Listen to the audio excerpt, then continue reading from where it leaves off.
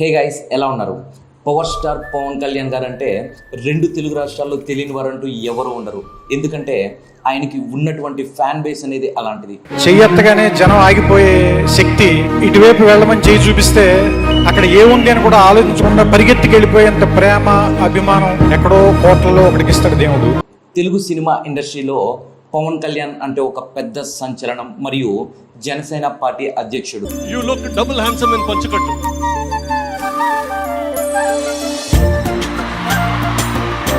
ఒక మనిషిలో నలుసంతైన మంచితనం లేకపోతే ఎంతమంది ఎందుకు ప్రేమిస్తారు?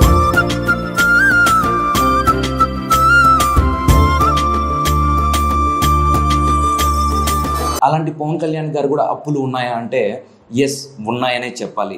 ఏపీ ఎలక్షన్ నామినేషన్ సందర్భంగా ప్రతి ఒక్క అభ్యర్థి వాళ్ళ అఫిడవిట్ని రిలీజ్ చేయడం జరుగుతుంది. అండ్ అలానే పిఠాపురంలో కూటమి ఎమ్మెల్యే అభ్యర్థిగా పవన్ కళ్యాణ్ గారు పోటీ చేస్తున్నారు. ఈ సందర్భంగా నామినేషన్ వేసినప్పుడు ఆయన అఫిడవిట్ అనేది రిలీజ్ చేయడం జరిగింది. ఈ అఫిడవిట్ కానీ చూసుకుంటే పవన్ కళ్యాణ్ గారి అఫిడవిట్ అనేది చాలా ఇంట్రెస్టింగ్గా కనిపిస్తుంది. ఈ అఫిడవిట్లో ఆయనకు ఉన్నటువంటి ఆదాయం మరియు అప్పులు మరియు ఆయన యొక్క ఆస్తి వివరాలు అనేటివి ఇవ్వడం జరిగింది. మనం కూడా ఆ అఫిడవిట్ అనేది ఒకసారి చూద్దాం. 2019తో కంపేర్ చేసుకుంటే ఆయన ఆస్తులు పెరిగాయి మరియు ఆయనకు ఉన్నటువంటి అప్పులు పెరిగాయి. అలానే పవన్ కళ్యాణ్ గారు ఇచ్చినటువంటి విరాళాలు కూడా పెరిగాయి. 2018-19లో చూసుకుంటే 1,10,00,000 వరకు లాస్ అయినట్టు ఇక్కడ చూపించారు. 2019-2020 సంవత్సరంలో చూసుకుంటే 4,51,00,000 వరకు ఆదాయం అనేది చూపించారు. 2020-21 సంవత్సరం నాటికి 12,86,00,000 ఆదాయం అనేది చూపించారు. 21 సంవత్సరం నుంచి 2022 వరకు 30 కోట్ల ఆదాయం అనేది చూపించారు. 2022 నుంచి 2023 సంవత్సరం నాటికి 12 కోట్ల ఆదాయం అనేది చూపించారు. ఈ ఆదాయం అంతా మూవీస్ చేయడం వల్ల వచ్చింది. సో దాన్ని ఇయర్ వైజ్గా క్లియర్గా మనకి అఫిడవిట్లో ఇవ్వడం అనేది జరిగింది. ఈ 5 సంవత్సరాల నాటికి 114,76,00,000 ఆదాయం అనేది చూపించడం జరిగింది.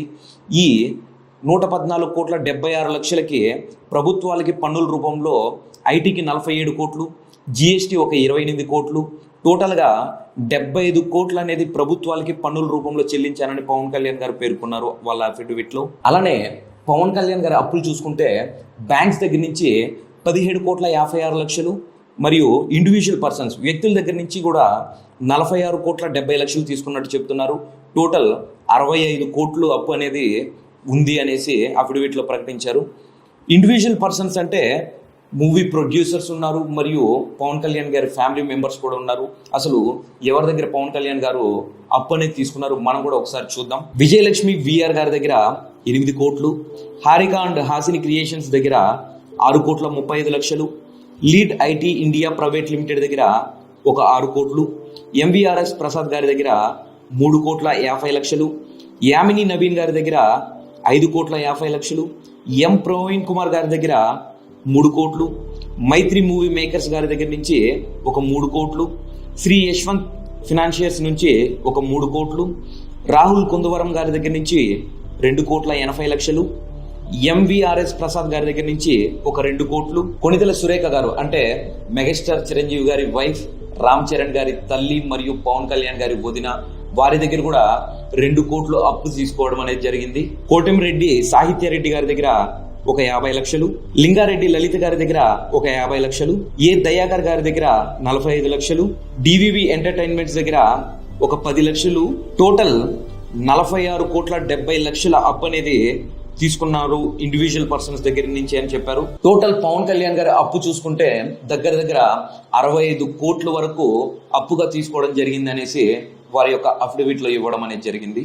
అలానే పవన్ కళ్యాణ్ గారు ఇచ్చినటువంటి విరాళాలు కూడా మనం ఒకసారి చూద్దాం. అప్పులు ఒక 65 కోట్ల వరకు పెట్టుకొని మరియు 75 కోట్ల వరకు ఐటీ ప్లస్ జిఎస్టీ కట్టి కూడా 20 కోట్ల వరకు విరాళాలు ఇచ్చారు. ఇందులో కౌలు రైతులు ఎవరైతే కౌలు రైతులు ఆత్మహత్య చేసుకుని చనిపోయారో వాళ్ళ కుటుంబాలకి ₹1,00,000 చొప్పున ఇచ్చారు.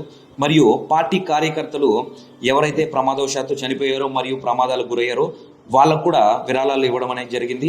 టోటల్ 17,15,00,000 అనేది వీరికి విరాళాలుగా ఇవ్వడం జరిగింది.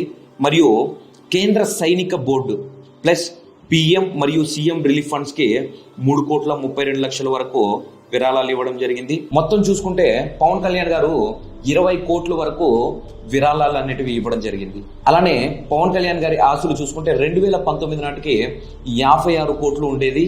ప్రజెంట్ ఆయన చరాస్తులు అనేటివి 46 కోట్లు ఉన్నాయి. ఇవి వాళ్ళ ఫ్యామిలీ మెంబర్స్, వాళ్ళ వైఫ్ అండ్ పవన్ కళ్యాణ్ గారి పిల్లల పైన ఉన్నాయి. స్థిరాస్తులు అనేటివి పవన్ కళ్యాణ్ గారికి 118 కోట్లు ఉన్నట్టు ప్రకటించారు. ఈ స్థిరాస్తుల్లోనే ఆయనకున్నటువంటి ఇల్లులు అవ్వచ్చు, మరియు ఆయనకున్నటువంటి కార్స్ మరియు బైక్స్ మరియు ఆయనకున్నటువంటి ల్యాండ్, ఇవన్నీ కూడా క్లియర్ గా మెన్షన్ చేయడం జరిగింది. ఒకసారి వాటి వివరాలు కూడా మనం తెలుసుకుందాం. ఇందులో అసెట్స్ డీటెయిల్స్ కానీ చూసుకుంటే అగ్రికల్చర్ ల్యాండ్ అనేది 10,42,00,000, నాన్ అగ్రికల్చర్ ల్యాండ్ అనేది 52,85,00,000, రెసిడెన్షియల్ బిల్డింగ్స్ వర్త్ అనేది 31,14,00,000. అలానే ఆయనకున్నటువంటి వెహికల్స్ కానీ మనం ఒకసారి చూసుకుంటే వాటిని కూడా ఇక్కడ క్లియర్ గా ఇవ్వడం అనేది జరిగింది. హార్లీ డేవిడ్సన్ హెరిటేజ్ వర్త్ అనేది 36.66 లక్షలు, బెంజ్ ఆర్ క్లాస్ 350 వర్త్ అనేది 72.95 లక్షలు, రేంజ్ రోవర్ స్పోర్ట్స్ వర్త్ అనేది 5,47 లక్షలు, టొయోటా ల్యాండ్ క్రూజర్ అనేది 2,53 లక్షలు, అలానే బెంజ్ మైబాక్ ఎస్ క్లాస్ 560 వర్త్ అనేది 2,42 లక్షలు. అలానే పవన్ కళ్యాణ్ గారు ఒక 8 క్రిమినల్ కేసెస్ ఫేస్ చేయడం జరిగింది. అందులో 3 కేసెస్ అనేటివి వాలంటీర్ సిస్టమ్ కి అగైనిస్ట్ గా మాట్లాడినందుకు గాను, మరియు ఒక 2 కేసెస్ అనేటివి ప్రొవోకేట్ స్పీచెస్ గాను, మరొక 2 కేసెస్ అనేటివి allegations against ex Telangana CM KCR and a news channel అని ఇవ్వడం జరిగింది. And 1 case for sitting on roof top of car during లప్పాటం ఇన్సిడెంట్. ఏంటో గొడవ? రోడ్డు మీద నడవద్దు అంటారు.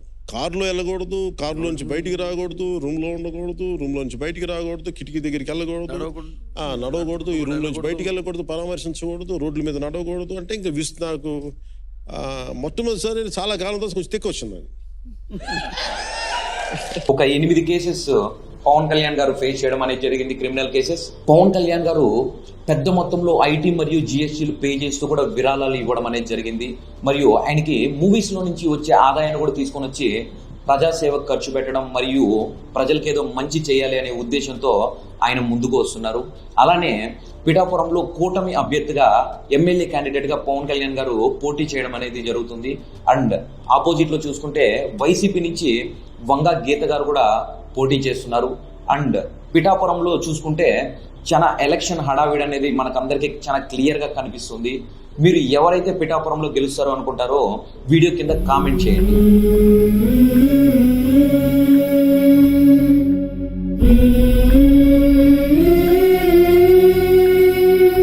సుజలా సుఫలా